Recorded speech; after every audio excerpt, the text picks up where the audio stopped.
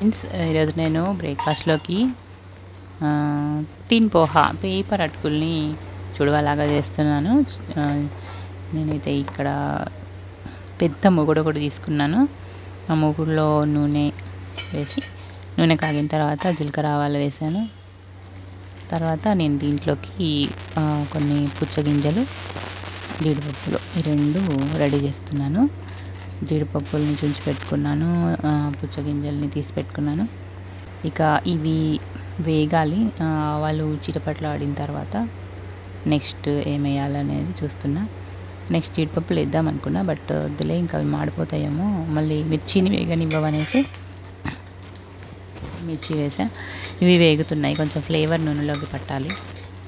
Next స్టెప్లో ఇంకా ఇవి ఇప్పుడు తీసి పెట్టుకున్న జీడిపప్పు అండ్ వాటర్ మిలన్ సీడ్స్ ఇవి బాగా కొంచెం వేగాలి. కానీ ఆ వాటర్ మిలన్ సీడ్స్ చాలా పతలాగా ఉన్నాయి కదా, చాలా పేలుతున్నాయి అనమాట, చిటపట్లాడిపోతున్నాయి, కోపంగా ఉన్నట్టున్నాయి.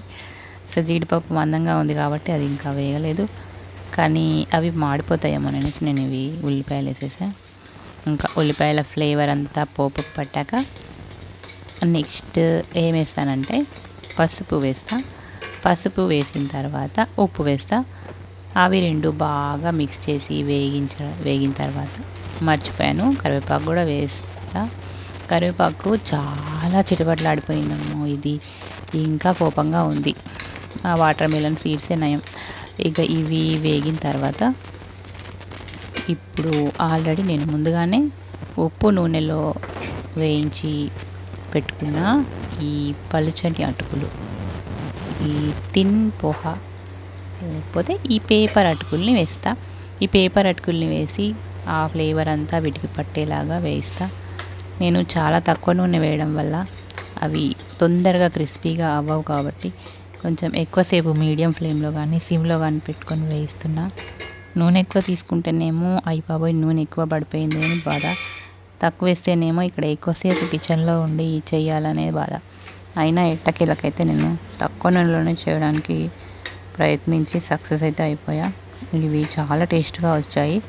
మధ్య మధ్యలో వాటర్ మిలన్ సీడ్స్, జీడిపప్పు, కరివేపాకు, పచ్చిమిర్చి, ఆ తర్వాత పసుపు, ఉప్పు ఈ ఫ్లేవర్స్ తగులుతూ చాలా బాగున్నాయి. జీలకర్ర ఆవాలు కూడా చిటపట్లాడిన తర్వాత మంచి ఫ్లేవర్ని ఇస్తాయి పోపుకి. ఇక జీలకర్ర అయితే మా ఇంట్లో ఫేవరెట్ అనమాట. ఇది ఈరోజు మా బ్రేక్ఫాస్ట్.